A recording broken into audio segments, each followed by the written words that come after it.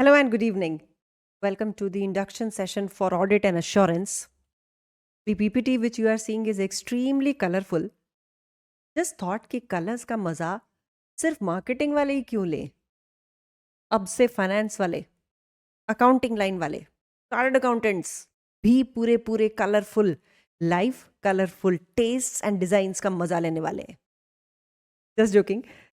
Just wanted to engage you with more colors, more appealing presentations, ताकि आपको paper थोड़ा सा बोरिंग ना लगे.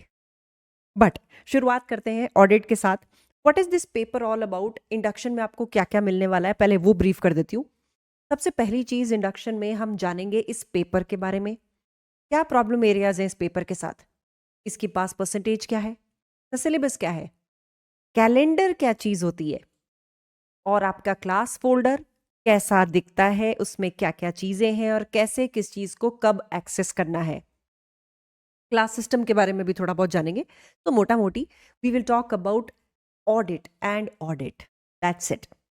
शुरुआत करते हैं इसके पेपर पैटर्न से. ऑडिट का पेपर पैटर्न बाकी स्किल लेवल पेपर्स से थोड़ा सा अलग होता है. काफी अलग होता है.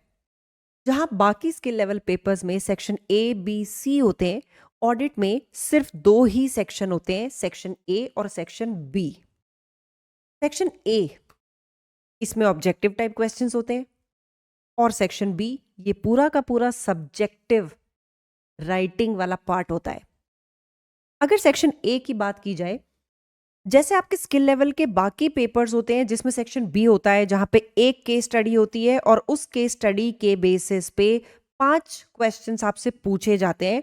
यहां सेक्शन ए ऐसा होता है, यानी यहां पे आपके पास 3 केस स्टडीज होंगी, इनके ऊपर 5-5 क्वेश्चंस बेस्ड होंगे, पांचों objective type questions, 2-2 marks each के.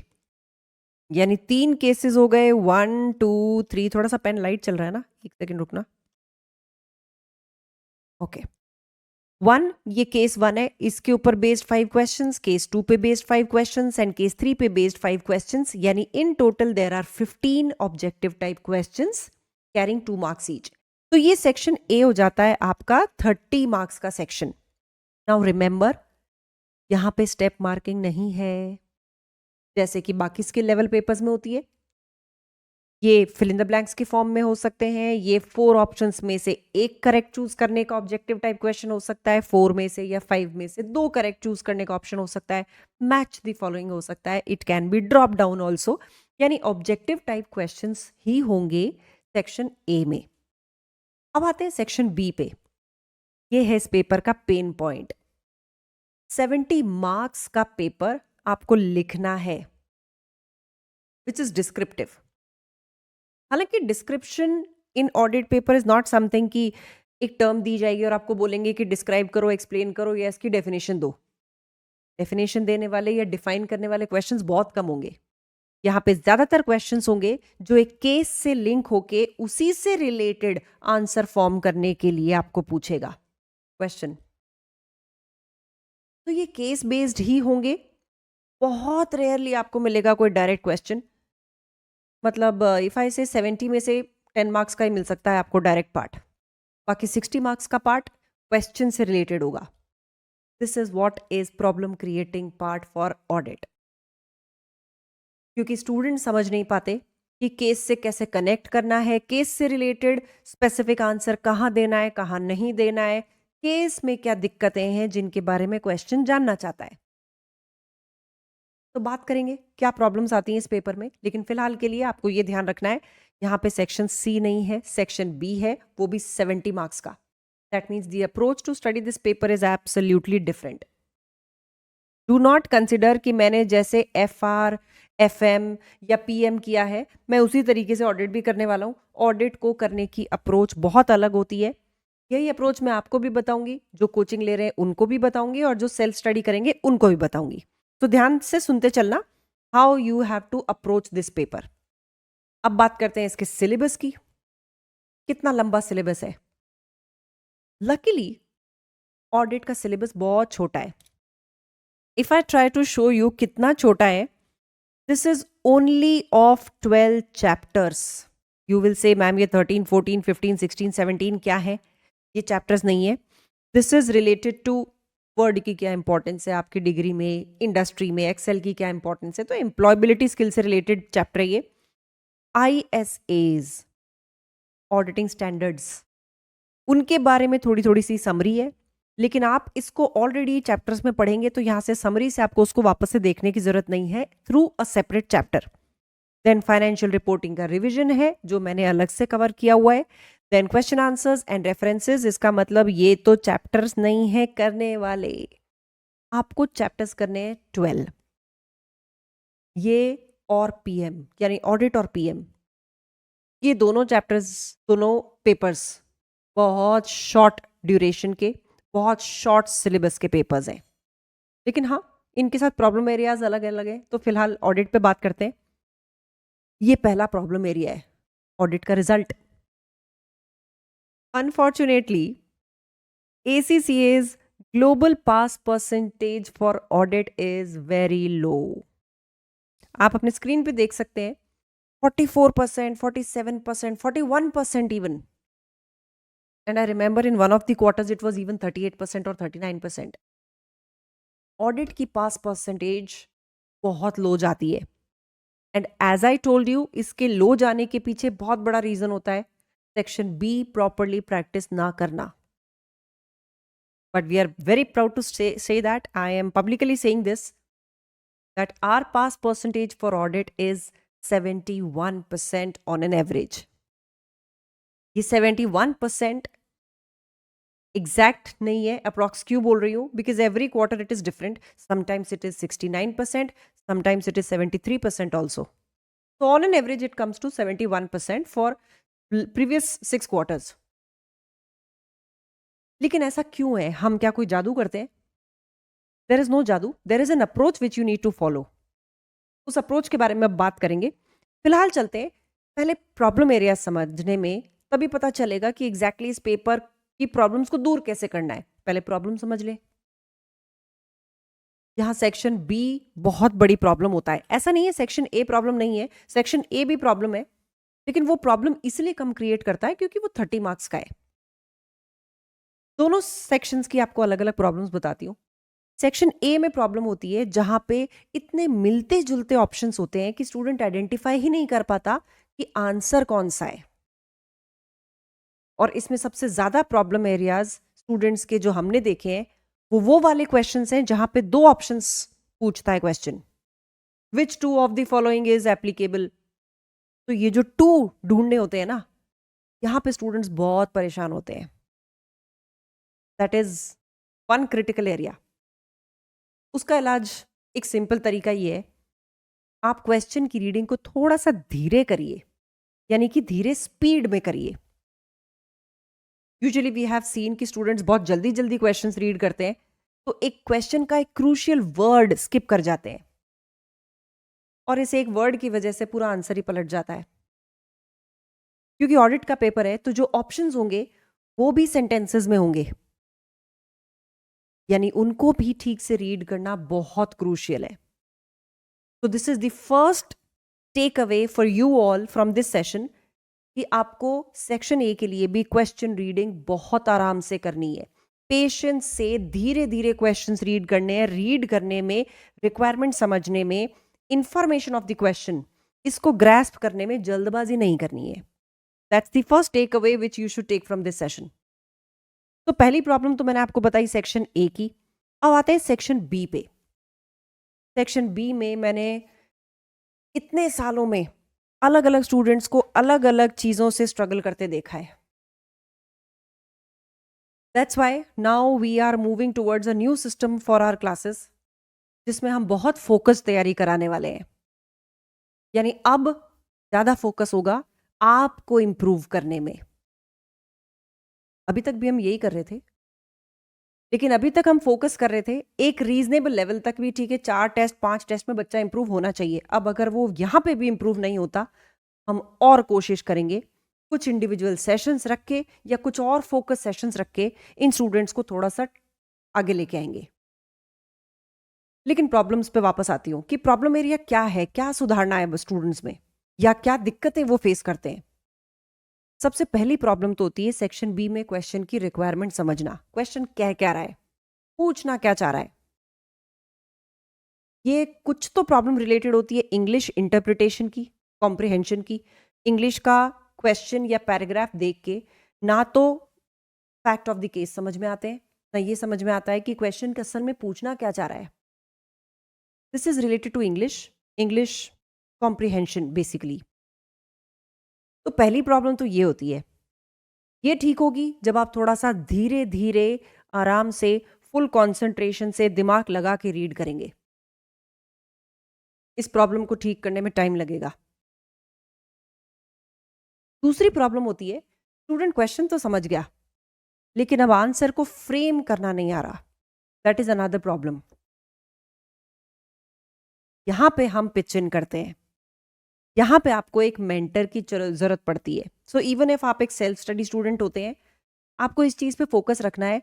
आपको कोई दोस्त या कोई सीनियर ढूंढना पड़ेगा जो आपके आंसर्स को इवेल्युएट कर सके। वहां पे आपकी एक सर्च होनी चाहिए, क्योंकि सेल्फ स्टडी स्टूडेंट्स के साथ ये दिक्कत बहुत ज्यादा आती है। एक बात का ध्यान रखना बच्चों, कोचिंग के पैसे तो बच जाएंगे लेकिन अगर एग्जाम क्लियर नहीं हुआ तो वो फीस बर्बाद चली जाएगी। इसलिए आपको अपने लिए एक सीनियर ढूंढना ही पड़ेगा जिसने ये पेपर क्लियर किया हो, जिसको पता हो कि इस पेपर का प्रॉब्लम एरिया क्या है और इसको करेक्टली हैंडल कैसे करना है। यानी आपकी गलतियां वो पॉइंट आउट कर पाए ताकि आप उन गलतियों को सुधार सकें। That's the whole idea. अब मैं आपको कुछ सैंपल दिखाने वाली हूं जो स्टूडेंट्स ने हमारे दिए हुए टेस्ट्स में किए और हमने किस तरीके से उनको फीडबैक दिया, ताकि आप ये इंश्योर कर पाएं कि आप किसी से भी पढ़ें। This is what you need to do. You need to have that feedback कि आप क्या गलती कर रहे हैं। I have seen many students saying कि मैम मैंने सारे पेपर सारे टेस्ट खूब प्रैक्टिस करे और सब कुछ चेक करवाया लेकिन मैं पास ही नहीं हुआ। आपको क्या चीज इंश्योर करनी है, अब वो आने वाली स्लाइड्स में देखते चलना। हम कहाँ पे हेल्प करते हैं या फिर एक मेंटर कहाँ पे आपको हेल्प करेगा, that is something here. Screen पे देखो, मैं थोड़ा सा पिक्चर का साइज बड़ा कर देती हूँ so that you can see it more clearly. File को साइड ले चलते हैं। अब देखो यहां क्या हो रहा है। हम्म एक केस आया था, उस केस से रिलेटेड एक आंसर लिखा ये स्टूडेंट ने। ये क्या आंसर है तुम्हें अभी ये समझने की जरूरत नहीं है। हम किस तरीके से कमेंट देते हैं, कैसे आपको पता चलेगा कि गलती क्या थी और उसको कैसे सुधारना है, उसके लिए हमारे कमेंट्स बहुत क्रूशियल होते हैं। जैसे यहाँ पे क्या हुआ, लॉग इन सिस्टम होता है। एक जब एम्प्लॉय आता है ऑफिस में तो वो एक कार्ड स्वैप करके लॉग इन करता है और उसके बाद में उसके अटेंडेंस मार्क होते ही वो अंदर चला जाता है। ये लॉग इन सिस्टम कोई देखता नहीं था, प्रॉब्लम ये थी। अब इसमें क्या डेफिशिएंसी स्टूडेंट ने पकड़ी, पकड़ी तो ठीक, लेकिन उसने क्या बोला, उसने बोला कि ये जो प्रॉब्लम है ना कि कोई देखता नहीं है, इसके लिए कैमरा इंस्टॉल कर दो। कैमरा इंस्टॉल कर दो फैक्ट्री के गेट पे और वीकली फुटेज एचआर देखेगा ये चेक करने के लिए कि एम्प्लॉय कौन आया कौन नहीं आया। अब आपके मेंटर का ये काम होगा कि वो आपको बताएगा कि कैमरा इन चीजों में यूजुअली सोल्यूशन नहीं होता। कौन देखेगा बैठ के हर हफ्ते? मतलब 30 डेज की अटेंडेंस या 25 डेज की अटेंडेंस एचआर बैठ के बस कैमरा ही देखता रहेगा? एचआर के पास यही काम रह गया है? ओकेजनल चीजों के लिए कैमरा इंस्टॉलेशन होता है, डेली बेसिस के कामों के लिए कैमरा इंस्टॉलेशन नहीं होता, या कैमरा देखना वायबल नहीं है। इसलिए मैंने यहाँ पे कमेंट सीधा किया, हु विल मॉनिटर दिस? देखेगा कौन इन रिकॉर्डिंग्स को? आपने तो बोल दिया एचआर देखेगा, एचआर का यही काम थोड़ी रह गया है। प्रैक्टिकली सोचो, क्या सच में एचआर वाले कैमरा बैठ के कैमरा देख के अटेंडेंस मार्क करेंगे? यानी ये सोल्यूशन कुछ वायबल नहीं हुआ। तो हमें इसमें क्या करना है, हमने यहां पे एक एडवाइस ये दी कि एक रिस्पॉन्सिबल पर्सन को असाइन करो जो लॉगिंग इन प्रोसेस को ओवरलुक कर सके, यानी उसको देख सके। ये बंदा देखेगा और साइन ऑफ करेगा कि हाँ जी लॉगिन हो गया इनका। This is where you need us, this is where you need any mentor. तो ये जितने भी स्टूडेंट्स मेंटर्स ढूंढ रहे हैं या उनको मेंटर्स मिल गए हैं, वो सेल्फ स्टडी वाले स्टूडेंट्स हैं, ये बात ध्यान रखना कि आपको मेंटर से इस तरह के फीडबैक्स लेने हैं. The feedback should come to you. Only checking of tests, giving marks will not work. ये कमेंट्स जब तक आपको नहीं मिलेंगे ना, आप पता ही नहीं लगा पाओगे कि आप गलती क्या कर रहे हो, क्या सुधारोगे फिर.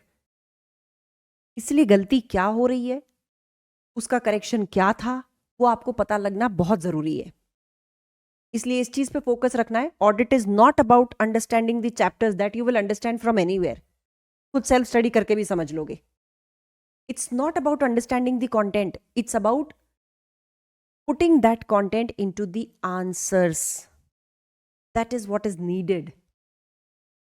And whoever is checking your test, please tell them to give you a feedback. इस फीडबैक में आपको ये देखना है कि आपसे गलती क्या हुई है.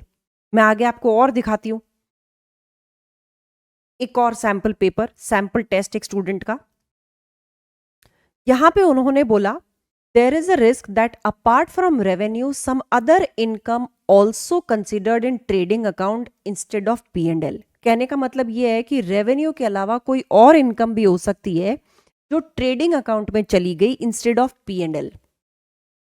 अब ये आपको देख के लगेगा ठीक है यार, बात तो सही है. बिल्कुल बात सही है कि बिल्कुल ऐसी कोई इनकम हो सकती है जो ट्रेडिंग में चली गई हो लेकिन जानी थी P&L में. बिल्कुल हो सकती है. लेकिन अब इसमें मैंने कमेंट क्या दिया, आपको इमेजिन नहीं करना है. क्वेश्चन सिग्नल देता है. जो भी गड़बड़ होगी, जो भी डेफिशिएंसी होगी, जो भी कमी होगी, उसका सिग्नल क्वेश्चन देगा. आपको उसी सिग्नल पे बात करनी है. ऐसे तो इमेजिन करने में स्टूडेंट्स पता नहीं कौन क्या इमेजिन कर जाएगा, इसका तो कोई एंड ही नहीं आएगा फिर. तो इमेजिनेशन पे नंबर नहीं मिलेंगे ऑडिट में. You have to clear cut write this using the facts. Look for signals in the case कि क्या चीज गड़बड़ हो सकती है. ऐसे नहीं कि कुछ और भी गलती हो सकती है. ऐसे तो पता नहीं किस किस चीज में गलती हो सकती है, उस पर नंबर नहीं मिलेंगे. यानी क्या प्रॉब्लम हो सकती है वो आपको केस से ढूंढनी है. मिलेगी पक्का आपको. एक और केस दिखाती हूं आपको. Increased depreciation of PPE would mean to increase its life. The firm may have done this as to only decrease the charge and with no valid authorization. This is English problem also. English writing में इतना issue लग रहा है कि समझ ही नहीं आ रहा है कि स्टूडेंट बोलना क्या चाह रहा है. Increased depreciation of PPE would mean to increase its life. Depreciation increase करने का मतलब लाइफ इंक्रीज करना थोड़ी होता है. PPE की लाइफ इंक्रीज हुई है तो डेप्रिसिएशन पे इंपैक्ट आएगा. लेकिन इंक्रीज इन डेप्रिसिएशन का मतलब इंक्रीज इन लाइफ कतई नहीं होता है. लेकिन बच्चा कहना क्या चाह रहा था वो मैं समझती हूं, but examiner will not try to understand this because जो इंग्लिश लिखी हुई है वो गलत है. इस पे हमने क्या फीडबैक दिया, यूजफुल लाइफ इंक्रीज हुई है. Impact of increase in useful life को बताओ. What is the impact of increase in useful life. Clear cut mention करो कि there can be understatement of depreciation and overstatement of non current asset. कैसे? किसी asset की useful life जब increase होती है ना, एज एन ऑडिटर आपको ये देखना बनता है कि यार क्या कर रहे हैं ये. यूजफुल लाइफ पहले 10 साल की थी, आपने बढ़ा के 15 ईयर्स कर दी. यूजुअली ऐसा जादू होता नहीं है. तो कहीं ऐसा तो नहीं है कि आप नॉन करंट एसेट की वैल्यू ज्यादा बढ़ा चढ़ा के दिखाना चाह रहे हो.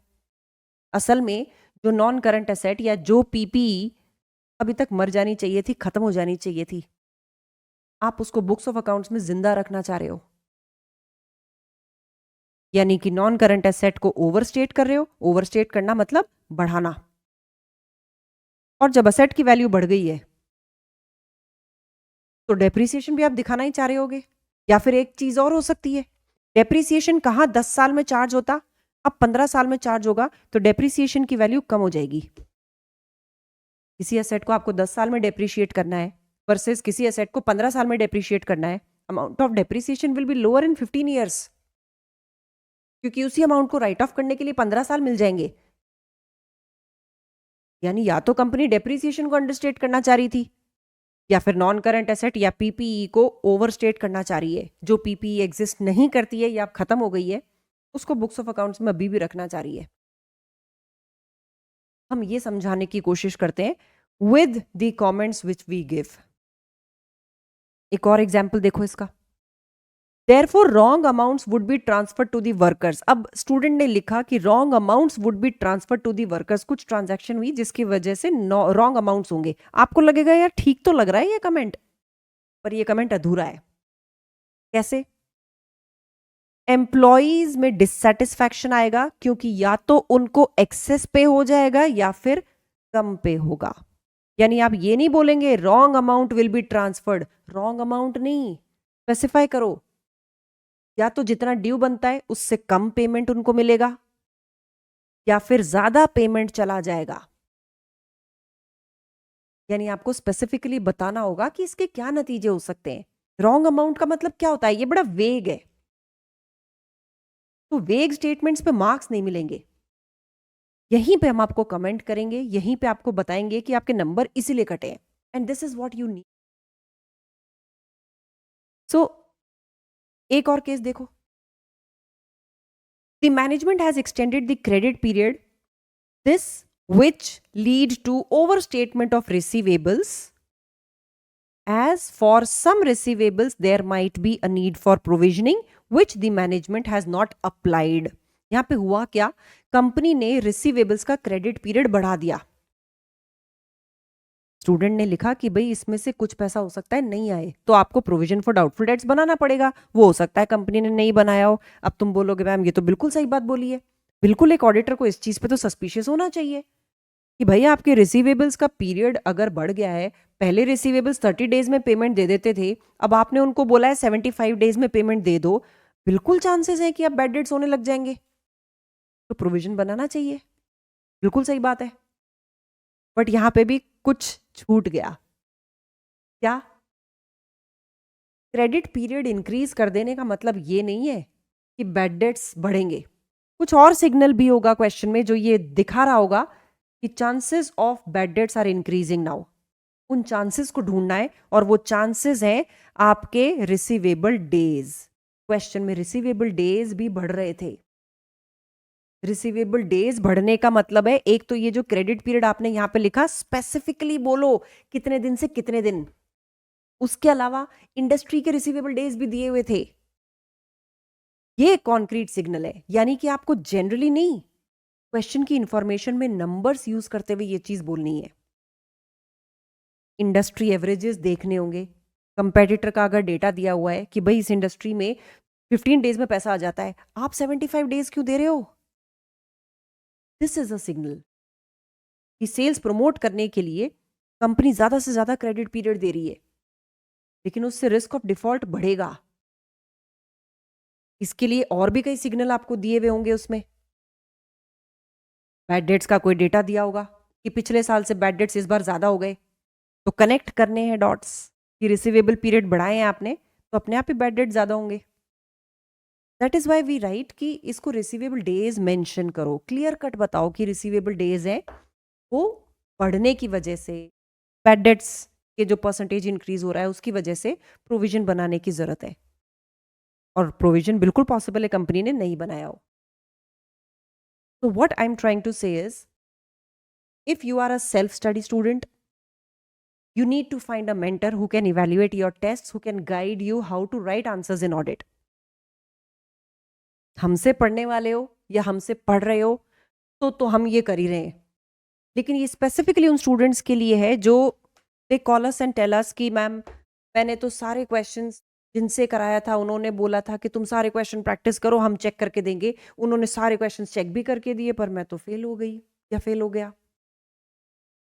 What you have to look for is, क्या आपको फीडबैक मिल रहा है?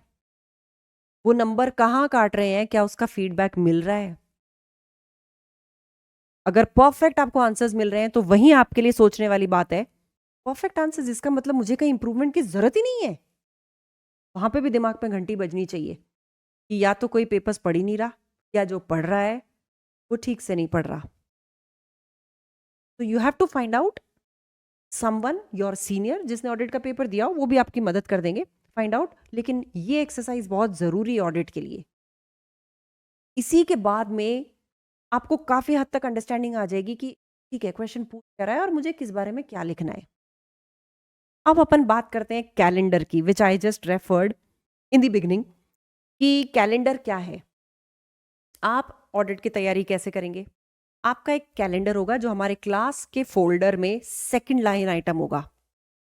इसके बेसिस पे डेडलाइंस होंगी कि कब से कब तक आपको कौन सा वाला चैप्टर या कौन से वाले चैप्टर्स कंप्लीट करने हैं, और उन चैप्टर्स से रिलेटेड प्रॉब्लम क्लास या सेशन कब होने वाली है। यानी जिस दिन ये सेशन होने वाला है उससे पहले आपको इन चैप्टर्स को कंप्लीट करके रखना है। सेक्शन बी के टेस्ट्स, कौन सा टेस्ट किस डेट पे है वो भी कैलेंडर में ही मिलेगा। मॉक टेस्ट, कब कौन सा मॉक टेस्ट होने वाला है वो भी कैलेंडर में ही मिलेगा। तो ये कैलेंडर आपके एलएमएस का सेकंड लाइन आइटम है, वहां से आप इसको एक्सेस करेंगे और वहीं से तैयारी की शुरुआत करेंगे। ठीक है, okay, enough of drama. Now how does our class folder look? मैं आपको ये दिखा देती हूँ कि क्लास फोल्डर को कैसे एक्सेस करना है, कैसे आप उसमें वीडियो चला पाएंगे, नोट्स कहाँ है, कैसे डाउनलोड होंगे, सेक्शन बी के टेस्ट कहाँ मिलेंगे, ये सारी सिचुएशन एक बार, लोकेशन, सॉरी सिचुएशन नहीं, लोकेशन एक बार आपको दिखा देती हूँ। तो क्लास फोल्डर देखने के लिए चलते हैं, ठीक है, एक सेकेंड। हाँ, okay, first thing, reach our website. ये आपका वहाँ पे लॉगिन होगा कुछ इस तरीके का, ये मेरा लॉगिन है। माय कोर्सेज पे जाइए and you will C audit पे क्लिक करिए। देन फर्स्ट आइटम ये इंडक्शन है, जो इंडक्शन अभी चल रहा है वो वाला इंडक्शन है। ये कैलेंडर होगा आपके रेस्पेक्टिव एग्जामिनेशन अटेम्प्ट का कैलेंडर, जो आपको फॉलो करते हुए चलना है। ये कुछ PRPOs लिंक्ड है, ये आपको कुछ नहीं करने। This is simply an ACCA's requirement for platinum learning partners, तो ये उसके लिए आपको इसमें कुछ नहीं करना। ये है इस AA का ACCA स्टडी हब पे जो चैप्टर्स है उसका लिंक, मतलब कैप्लन की स्टडी टेक्स्ट में वर्सेस ACCA के स्टडी हब में कौन सा चैप्टर किस नाम से है उसका लिंक है। आइडियली आपको इसमें कुछ करना नहीं है, लेकिन कई स्टूडेंट्स को थोड़ी ये एंजाइटी रहती है कि पता नहीं ACCA स्टडी हब पे कुछ एडिशनल चीज़ तो नहीं है।